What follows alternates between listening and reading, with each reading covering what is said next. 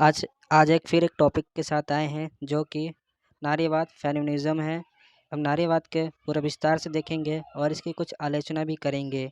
लोगों द्वारा जो समाज में बनाए गए नारी के प्रति जो विचार है हम उसको देखेंगे और बताएंगे क्या किस प्रकार से नारीवाद अपने संघर्षों के साथ आगे बढ़ती है।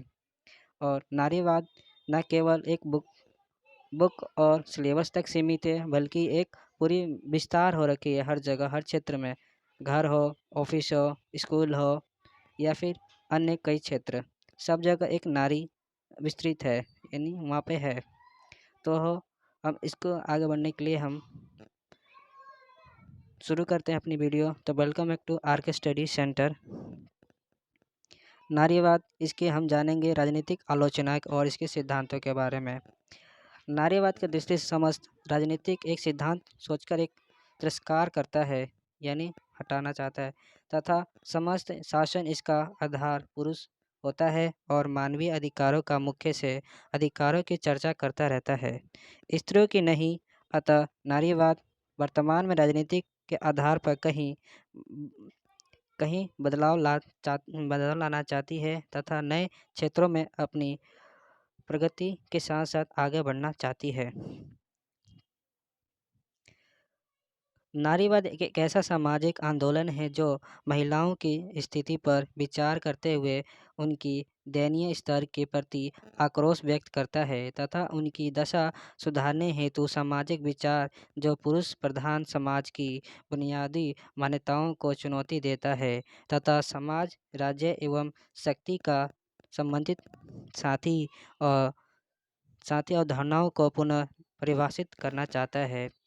नारीवाद विचारों को विशेष जेडी के एक एक विद्वान हैं जिनके द्वारा कहा गया है कि वह हैं जेडी युग, मतलब क्रिस्टन डीसी, इनका और उनके साथ साथ अलग अलग क्षेत्रों में है। कई विद्वानों ने इनके ऊपर नारीवाद के ऊपर अपना सिद्धांत और नारीवाद के किस प्रकार व्यक्त करती हैं उस पर कई विद्वानों ने अपने मतभेद दिए। नारीवाद हम जानेंगे, नारीवाद में उदारवादी की किस प्रकार भूमिका होती है। नारीवाद पुरुष व स्त्री के बीच समान वैज्ञानिक व राजनीतिक अधिकारों की मांग करती है।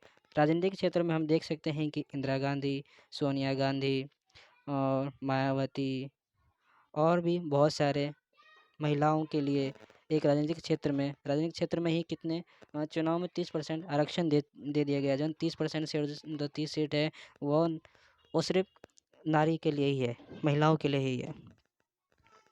तो हम एक तरह से सुधार देखते आ रहे हैं धीरे धीरे।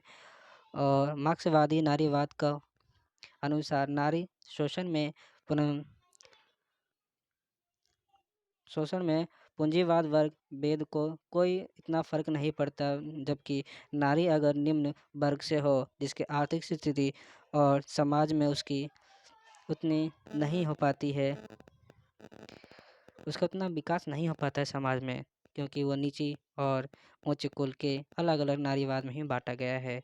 नारीवाद केवल एक नारी तक ही सीमित नहीं है, अमीरी गरीबी तक ही सीमित नहीं है, ये हर एक नारी के लिए लड़ाई होती है।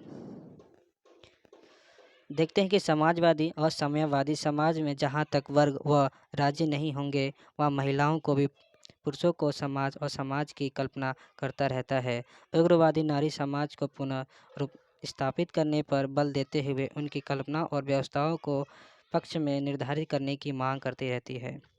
नारीवाद समाज में शीघ्र और संबंधित सभी सिद्धांतों में आलोचना करता है और इस संदर्भ में हम निम्नलिखित व्यक्त की गई है। जैसे पहला, नारीवाद के अनुसार राज्य पितृतंत्र की और अव्यक्ति के लिए है, जिनमें महिलाओं को दमन होता है, उन्हें सामाजिक संस्थाओं से बाहर रखा जाता है, उनका जीवन प्राइवेट व निजी मानते हुए उन्हें घर की परिवार की तक ही सीमित रखा जाता था, यानी कि चूल्हा।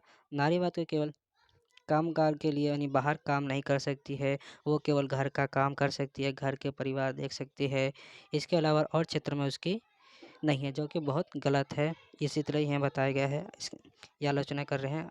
फिर इसके अलावा ये है कि राज्य ना उनकी अधिकारों ना शक्तियों सार्वजनिक है, ना ही राजनीतिक, तथा इस कारण है कि वह अपने आप को स्वतंत्रता की भी कह सके, और शक्तियाँ पारिवारिक, निजी तथा लिंग भेद के जैसे जैसे गैर राजनीतिक तथ्यों को भी उलझी हुई है।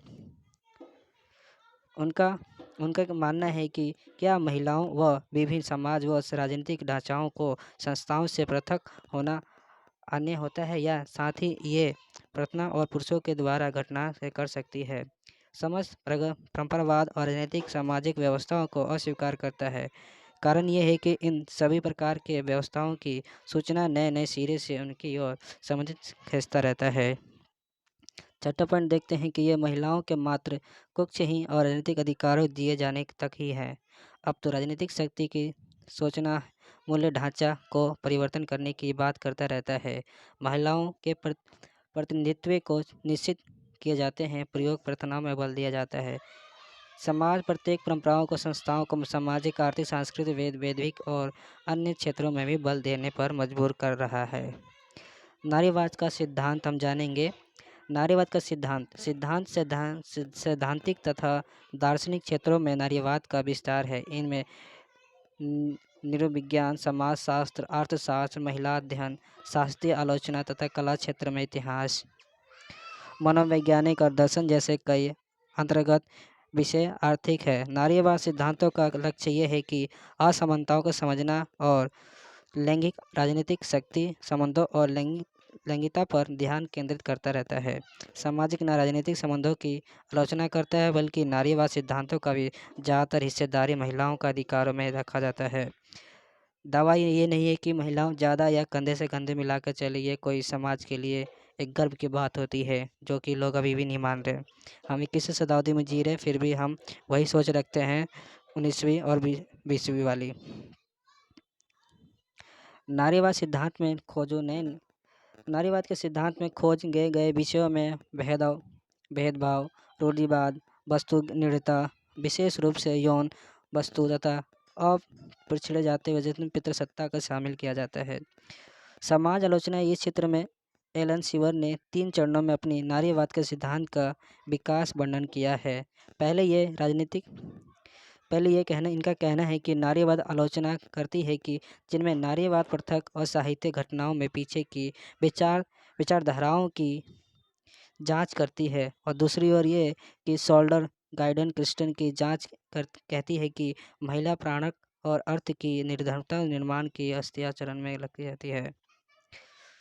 इसी प्रकार कई विज्ञानों ने अपने अपने तथ्य दिए और कईयों का अलग अलग मानना होता है। इसी में 1970 के दशक में फ्रांसीसी नारीवाद द्वारा लिखा गया एक जिन्हें पिक्चर में फेमिनिज्म, जो एक महिलाओं या स्त्री लेखन के रूप में अनुवादित किया गया था।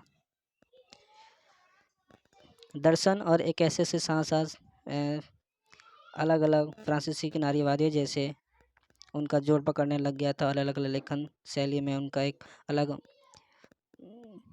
समाज की ओर व्यक्त करने लग गया था।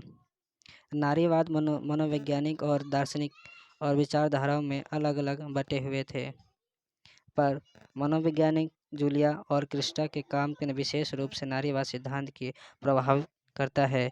विशेष रूप से नारीवाद साहित्य आलोचना, हालांकि जैसा कि सिद्धांत एलिसिया वेग और राइट बताती हैं कि इनमें से कोई भी फ्रांसीसी नारीवाद को नारीवाद आलोचना के साथ सुरक्षित नहीं करती। अधिकार, हालांकि नारीवाद सिद्धांत जैसे कि महिला लुलियंस अवियंसपुरी द्वारा नारीवाद को सर्वमुक्ति आलोचना के रूप में चित्रित करती है। निष्कर्ष हम ये कह सकते हैं कि नारीवाद केवल एक समाज तक सीमित ना रहकर, घर तक ही सीमित ना रहकर, किताब बुक तक सीमित ना रहकर एक सोच के ऊपर है। क्या हम अपने सोच को बदल सकते हैं? आज हम 21वीं शताब्दी में जी रहे हैं। हम पहले से देखते आ रहे हैं कि स्त्रियों के ऊपर कितनी दुर्दशा हो रही है, वस्तु को लेकर, कपड़े को लेकर, उनका पहनावा, ढंग, रूप, खान पान, सबसे हम एक तरह से हम समाज के लोग उनसे घृणा करने लग रहे हैं। हम ऐसा नहीं कह सकते कि स्त्री एक तुच्छ वर्ग ना होकर एक उच्च वर्ण की हो और उनके विकास के लिए हम साथ साथ कदम उठाए। सरकार ने कई सारे कदम उठाए और कई लेखकों का मानना है कि आज जिस स्थिति में स्त्रियों की दशा है वो काफ़ी उच्च है, जो हर क्षेत्र में काम कर रही हैं, प्राइवेट हो, निजी हो, सरकारी दफ्तर हो, सार्वजनिक क्षेत्र में हो, हर क्षेत्र में अब ऐसा है कि पुरुष से ज़्यादा अब महिला हर क्षेत्र में काम कर रही हैं। पॉलिटिक्स